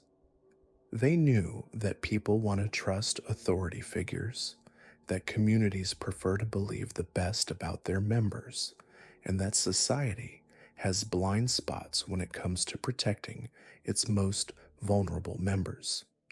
They exploited these weaknesses with surgical precision, turning our natural inclinations toward trust and compassion into weapons against us. These cases also reveal how institutional failures can enable monsters to operate unchecked. Shipman's medical colleagues ignored warning signs because they didn't want to believe a fellow doctor could be a killer. Allitt's supervisors dismissed concerns about unusual death rates because they trusted her credentials and reputation. Albright's neighbors avoided asking too many questions because he seemed harmless and kept to himself. Greenwood operated freely because society had already written off his victims as disposable. Yates continued killing because everyone assumed a family man and military veteran couldn't possibly be a serial killer. The true horror of these stories isn't just what these individuals did, but how easily they did it. They didn't need elaborate schemes or criminal organizations. They simply understood that evil can hide behind respectability, that monsters don't always look like monsters, and that the most dangerous predators are often the ones we never suspect. Returning to the murders of Robert Lee Yates, the scope of his killing spree was staggering in its calculated precision. Between 1975 and 1998, this respected father and military veteran systematically executed at least 18 victims across Washington and New York, with investigators suspecting the actual number could be significantly higher. What made Yates particularly terrifying wasn't just the volume of his crimes, but the methodical way he compartmentalized his two lives. Yates had developed what investigators later described as a hunting routine. He would cruise the streets of Spokane in his white Corvette, a car that should have stood out, but somehow became invisible in the urban landscape. His preferred hunting ground was East Sprague Avenue, a strip known for prostitution and drug activity. Here, vulnerable women would willingly get into his car, seeing a clean-cut older man who looked safe, respectable, even fatherly. His method was disturbingly consistent. After picking up his victims, Yates would drive them to secluded areas around Spokane County. He carried a .25 caliber handgun, small enough to conceal easily, but deadly effective at close range. The gunshot was always to the head, execution style, quick and clinical. There was no torture, no prolonged suffering, just efficient elimination. To Yates, these weren't crimes of passion or even hatred. They were simply tasks to be completed. What chilled investigators most was discovering that Yates often returned to dump sites. Sometimes he would revisit locations where he had left bodies, not out of remorse or to relive the killing, but to check on decomposition progress or to move remains if he felt the location was becoming too risky. This wasn't the behavior of someone acting on impulse. This was a predator managing his hunting territory with military precision. The victims Yates chose weren't random. He specifically targeted sex workers, women struggling with addiction, and those living on society's margins. These were people whose disappearances often went unreported for days or weeks, giving him a significant head start before anyone even realized they were missing. Shannon Zielinski, Sonny Oster, Linda Mabin, Sean McClenahan, Lori Wason. The list of names grew longer as investigators pieced together the scope of his crimes. One of the most disturbing aspects of Yates's methodology was how he used his military training. His experience with weapons, his understanding of ballistics, his knowledge of how to move undetected, all of these skills were perverted into tools for murder. He understood crime scene contamination and took steps to minimize evidence. He varied his dump sites to avoid establishing patterns that might lead investigators to him. He even changed his appearance slightly between hunts, sometimes wearing different clothing or altering his grooming. Meanwhile, at home, Robert Lee Yates was living an entirely different existence. His wife, Linda, had no idea that the man she shared a bed with was one of the most prolific serial killers in Washington state history. Their 5 children saw him as a devoted father who attended their school events, helped with homework, and took family vacations. Neighbors described him as friendly and helpful, the kind of man who would shovel your driveway in winter or help you move furniture.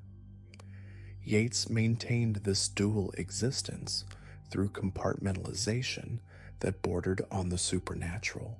He could attend his daughter's soccer game on Saturday afternoon, then hunt and kill a woman that same evening, and wake up Sunday morning to make pancakes for his family. There were no visible signs of stress, no dramatic personality shifts, no red flags that might have alerted those closest to him to his secret life. This psychological compartmentalization extended to his work life as well. Throughout his killing spree, Yates held various jobs in the Spokane area. He worked as a correctional officer at the Washington State Penitentiary, a position that gave him insight into the criminal justice system and how investigations were conducted. Later, he worked for the sheriff's department as a helicopter pilot, literally working alongside the very investigators who were hunting for him.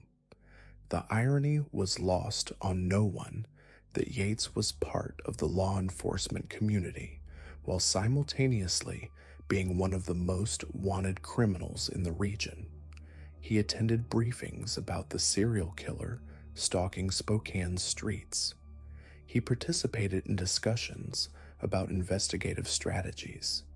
He even flew search missions looking for evidence of his own crimes, all while maintaining the perfect facade of a concerned law enforcement professional dedicated to protecting the community. As the body count rose throughout the late 80s and 90s, Spokane police knew they had a serial killer operating in their jurisdiction, but Yates remained completely off their radar. He had no criminal record, no history of violence, no connection to any of the victims that investigators could discover. He was the perfect invisible predator, hiding in plain sight among the very people tasked with stopping him. The breakthrough in the case came not from brilliant detective work, but from advances in DNA technology and a stroke of investigative luck. In 1998, police began collecting DNA samples from white Corvette owners that's in the Spokane area, following witness reports of victims being seen getting into such a vehicle. When they approached Yates for a voluntary DNA sample, he initially complied, confident that he had left no biological evidence at his crime scenes. But Yates had made one crucial mistake. Years earlier, in his arrogance and confidence that he would never be caught, he had become sloppy with one victim. Microscopic biological evidence had been preserved, and when compared to his DNA sample, it was a perfect match. The monster hiding behind the mask of respectability was finally exposed. Even after his arrest, Yates continued to manipulate and control the narrative. He confessed to 13 murders, providing just enough detail to prove his guilt while withholding information about other potential victims. Investigators believe he killed many more women than he admitted to, but Yates seemed to enjoy maintaining some secrets, keeping investigators guessing about the true scope of his crimes. During interrogations, Yates showed no remorse for his victims. He spoke about the murders in the same detached, professional tone he might use to describe a military mission or a work assignment. The women he killed weren't human beings to him. They were simply objects that had served their purpose and been disposed of. This complete dehumanization of his victims revealed the true depth of his psychological pathology. The impact of Yates's crimes extended far beyond his direct victims. Families were destroyed by the loss of daughters, sisters, and mothers. The Spokane community was traumatized by the revelation that such evil had been living among them undetected for decades. And the law enforcement community was forced to confront the uncomfortable reality that one of their own had been the monster they were hunting. Robert Lee Yates was sentenced to death for his crimes, though he later accepted a plea bargain that commuted his sentence to life in prison without the possibility of parole in exchange for confessing to additional murders. He currently sits in a maximum security facility, an aging man whose carefully constructed double life has finally collapsed completely. The case of Robert Lee Yates serves as a chilling reminder that evil doesn't always announce itself with obvious warning signs. Sometimes, the most dangerous predators are those who have mastered the art of appearing completely normal, even admirable. They exploit our natural tendency to trust people who hold positions of authority and respect in the community. We've seen how these killers operated in plain sight, hiding behind facades of respectability and normalcy. But there's something deeply unsettling about how they managed to continue their crimes for so long. and it reveals disturbing truths about the systems meant to protect us. What allowed Harold Shipman to kill over 200 patients wasn't just his medical knowledge. It was the complete trust society places in doctors. When an elderly patient died under Shipman's care, no one questioned it. Death certificates were signed without investigation. Families grieved without suspicion. The medical establishment protected one of their own through institutional blindness.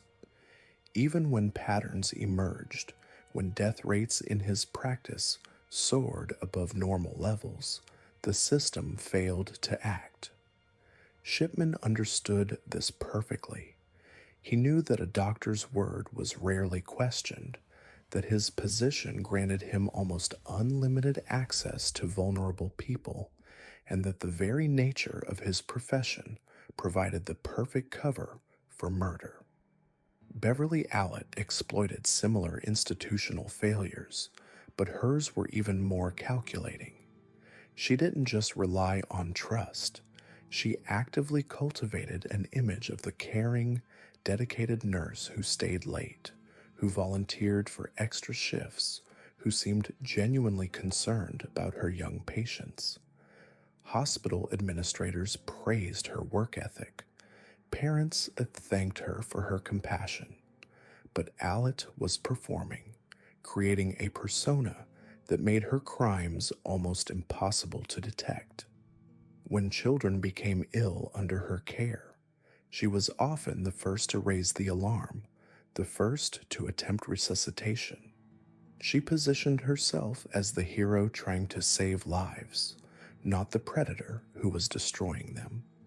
The hospital's investigation took months because no one wanted to believe that someone so apparently caring could be systematically harming children. Charles Albright's case reveals another disturbing truth about how evil hides in plain sight. His neighbors described him as odd but harmless, a quiet man who kept to himself, who seemed more interested in his taxidermy hobby than in other people. But Albright had spent decades perfecting his facade. He was educated, articulate, and appeared to live a conventional life. When police searched his home, they found a meticulously organized collection that spoke to years of careful planning. His obsession with eyes wasn't a sudden madness.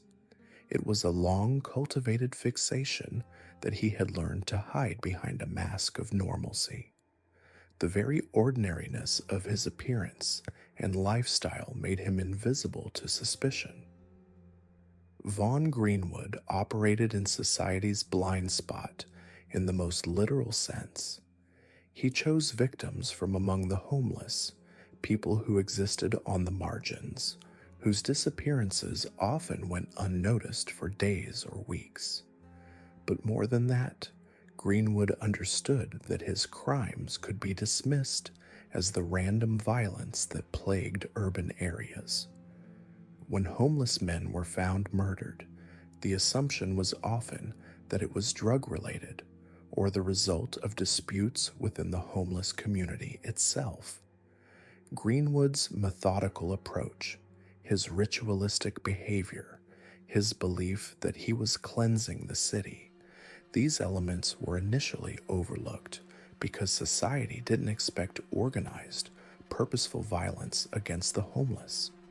The very marginalization of his victims provided him with cover. Robert Lee Yates presents perhaps the most chilling example of compartmentalization. Here was a man who could attend his children's school events in the afternoon and hunt sex workers that same evening. He maintained two completely separate identities, and the respectability of one provided perfect camouflage for the horror of the other.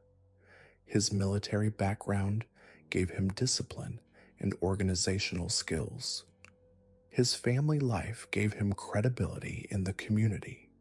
His choice of victims, women working in prostitution, meant that their disappearances were often delayed in being reported, if they were reported at all. Yates understood that society's judgment of his victims would work in his favor, that investigations would be less thorough, that public pressure would be minimal. These cases expose fundamental weaknesses in how we identify and respond to predatory behavior.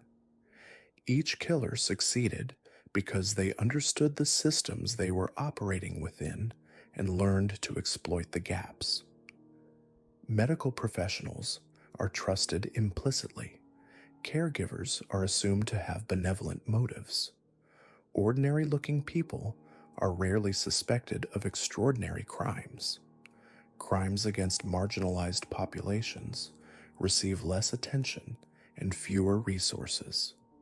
But perhaps most disturbing is how these killers were often enabled by our reluctance to believe that evil could exist so close to home. Shipman's colleagues noticed unusual death rates, but didn't pursue their concerns aggressively enough. Allitt's supervisors saw patterns, but initially looked for medical explanations rather than criminal ones. Albright's community saw eccentric behavior, but dismissed it as harmless oddity. Greenwood operated for years because his victims were people society had already forgotten. Yates maintained his double life because no one imagined that a devoted father could also be a serial killer. The psychological profiles of these killers reveal common threads that should serve as warning signs. They were often charming and manipulative, skilled at reading people and telling them what they wanted to hear. They showed remarkable patience, sometimes waiting months or years between crimes to avoid detection.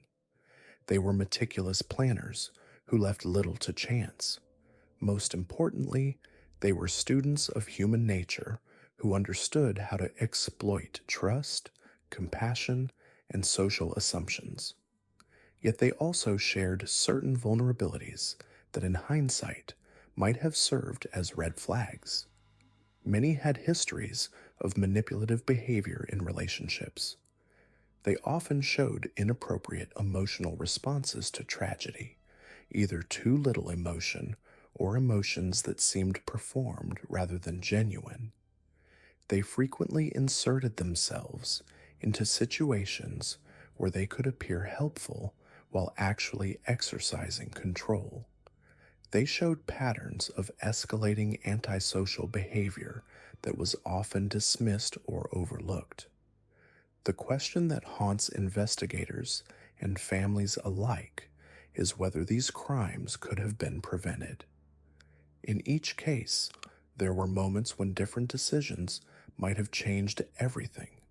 If Shipman's death rates had been properly investigated earlier, if Allitt's psychological evaluation had been more thorough, if Albright's escalating behavior had been taken more seriously, if Greenwood's initial crimes had been properly connected, if Yates's military psychological evaluations had identified his dangerous tendencies. These cases force us to confront uncomfortable truths about the nature of evil and our ability to recognize it. They remind us that monsters don't always look like monsters, that evil often wears a human face and speaks in a familiar voice. They show us that the capacity for horrific acts can coexist with apparent normalcy, that someone can be both a loving parent and a ruthless killer, both a respected professional and a predatory murderer. The legacy of these killers extends far beyond their immediate victims. They have changed how we think about trust, safety, and vulnerability. Hospitals now have better monitoring systems for unusual death rates. Background checks for healthcare workers are more thorough. Support systems for marginalized populations have been strengthened, though not nearly enough. Law enforcement has developed better protocols for recognizing patterns of predatory behavior. But perhaps the most important lesson from these cases is the need for vigilance without paranoia, for healthy skepticism without cynicism. We must protect the vulnerable while maintaining the trust that holds society together. We must be alert to warning signs that while not living in constant fear, we must learn from these horrors while not allowing them to define our understanding of humanity. These 5 killers remind us that evil is real, that it can hide in plain sight, and that our vigilance is the price of protecting those who cannot protect themselves. The stories we've examined reveal a chilling truth about evil in our society. These killers didn't operate in the shadows of criminal underworlds or announce themselves with dramatic manifestos. They walked among us as trusted doctors, respected community members, and ordinary neighbors. They exploited the very foundations of civilized society: trust, compassion, and our willingness to look the other way when something doesn't quite feel right. Harold Shipman sat across from elderly patients, offering comfort in their final moments while secretly administering the lethal doses that would end their lives. His victims trusted him completely, as did their families, who saw him as a dedicated physician working tirelessly for his community. The system that was meant to protect the vulnerable instead provided him with the perfect cover for his crimes. For decades, concerns were raised and dismissed, patterns were noticed and ignored, and warning signs were rationalized away. The very respectability that made him so effective as a killer also made him untouchable. Beverly Allitt represents perhaps the most disturbing betrayal of all. Parents placed their sick children in her care, believing she would nurture them back to health. Instead, she saw vulnerable infants and toddlers as opportunities to satisfy her twisted need for attention and control. She weaponized medical knowledge and exploited the chaos of a healthcare system under strain. The children who survived her attacks will carry those scars forever, while the families of those who didn't must live with the knowledge that the person they trusted to save their child was the one who killed them. Charles Albright's crimes remind us that evil can wear the mask of intelligence and sophistication. He was articulate, well-read, and charming enough to convince people he was a doctor, a teacher, and a pillar of the community. His victims were women society had already marginalized, making it easier for him to hunt undetected. The very qualities that made him appear respectable, his education, his mannerisms, his ability to blend into middle-class society, were the tools he used to evade suspicion while committing acts of unimaginable brutality. Vaughn Greenwood's story shows how societal blind spots can become hunting grounds for predators.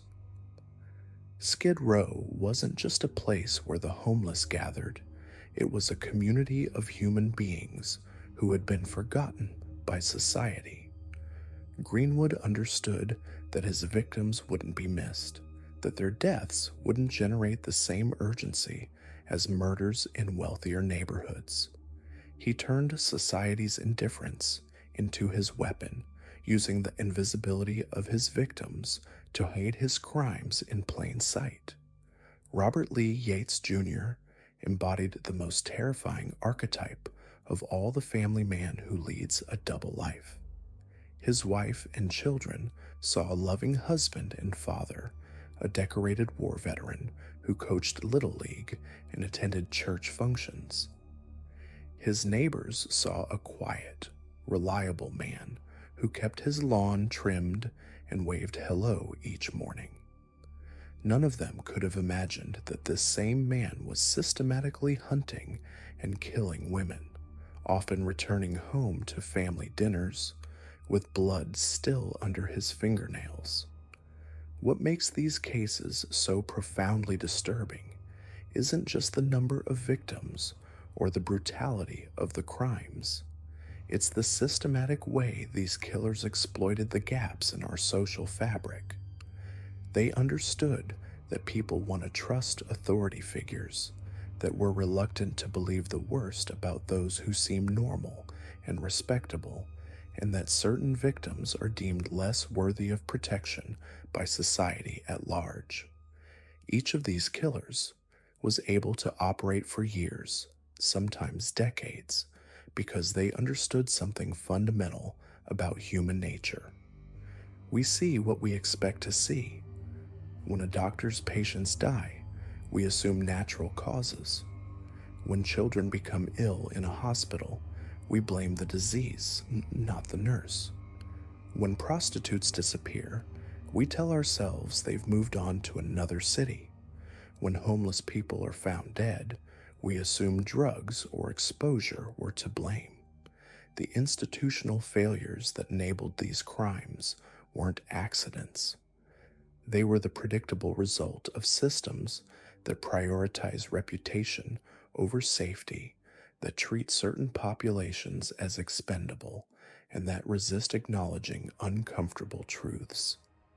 Medical boards that dismissed concerns about unusual death rates, police departments that didn't investigate crimes against marginalized victims with the same vigor they showed for other cases, and communities that chose to look the other way rather than confront the possibility that evil lived among them.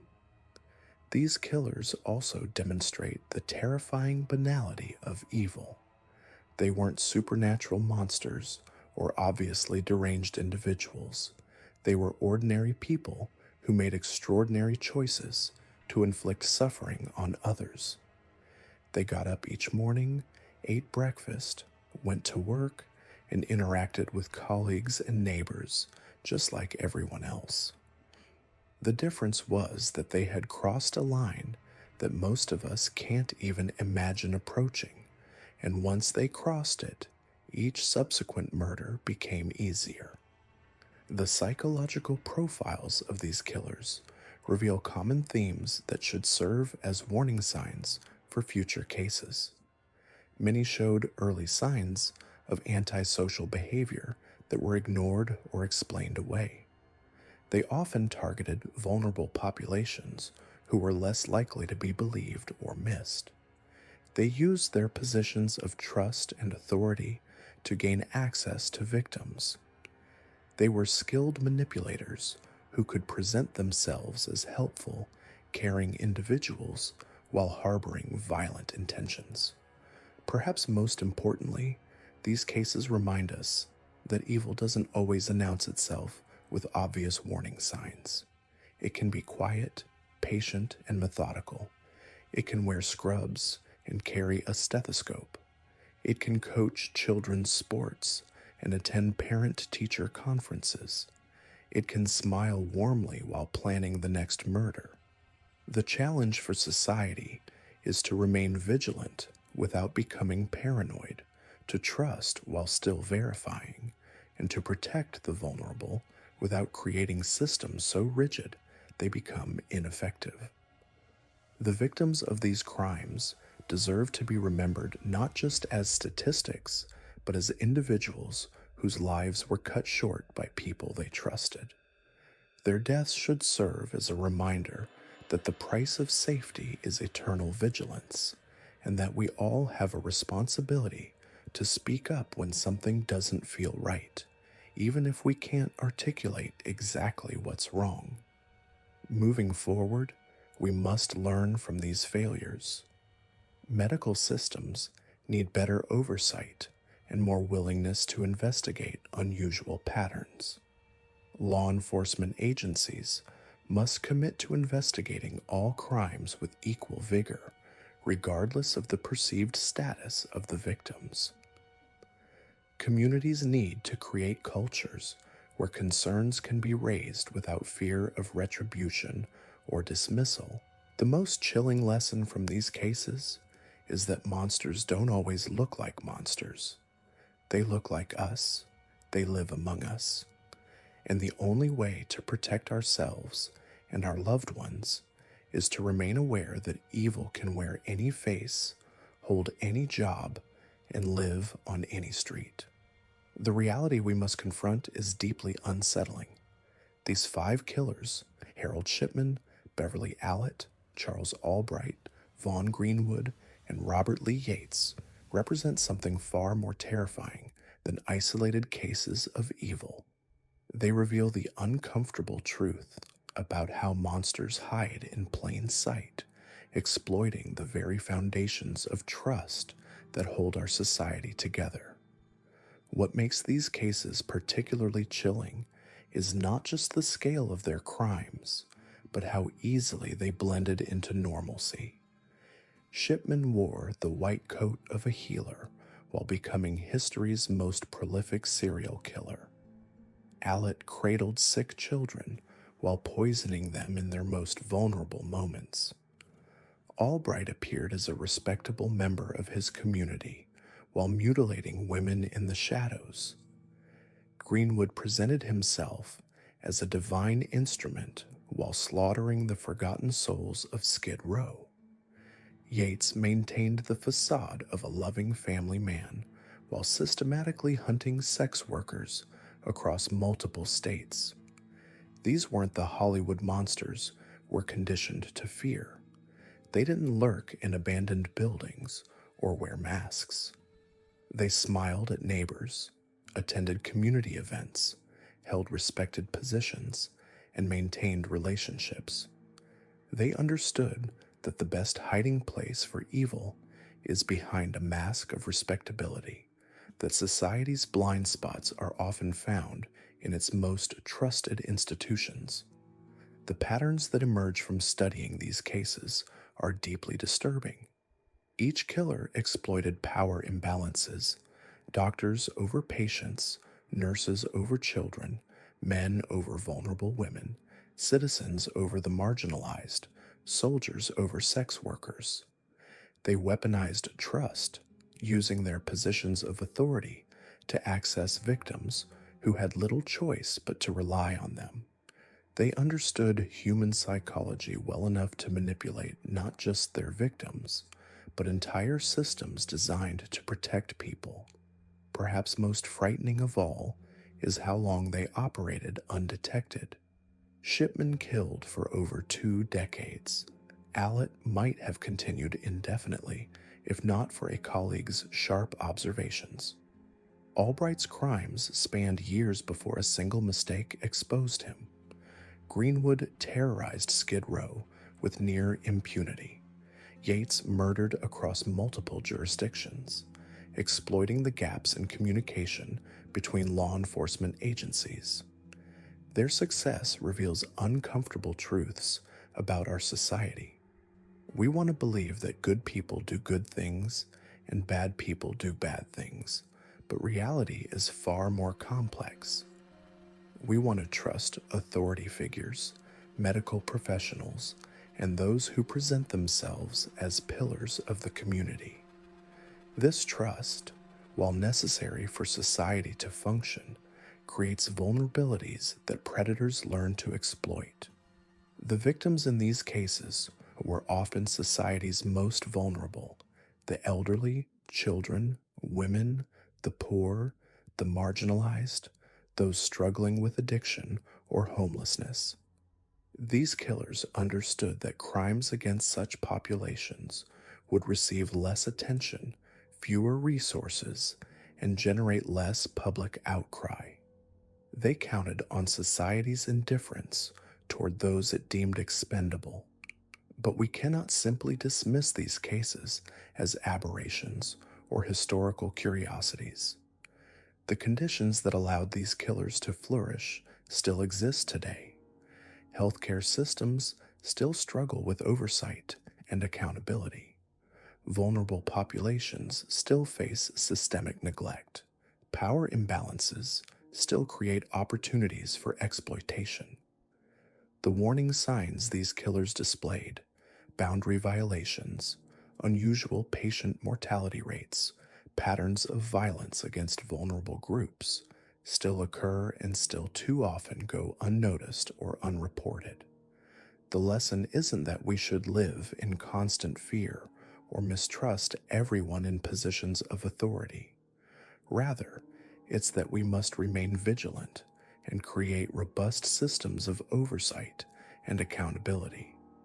We must listen when patterns emerge, investigate when statistics seem unusual, and protect those who cannot protect themselves. We must resist the comfortable assumption that evil always announces itself loudly and obviously. These killers succeeded because they understood something fundamental about human nature: our reluctance to believe that evil can wear a friendly face, our tendency to explain away inconsistencies when they challenge our worldview, our willingness to overlook warning signs when they come from trusted sources.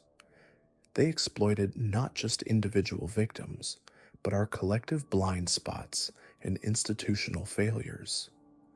The most haunting aspect of studying these cases is realizing how many more victims there might have been. How many deaths were attributed to natural causes that weren't? How many disappearances went uninvestigated because the victims came from populations society overlooked? How many warning signs were dismissed because they came from unreliable witnesses or challenged comfortable assumptions? These questions matter because somewhere, right now, another predator might be exploiting the same vulnerabilities, the same blind spots, the same institutional failures that allowed these 5 killers to operate for so long. The only defense against such evil is knowledge, vigilance, and a commitment to protecting the vulnerable members of our society.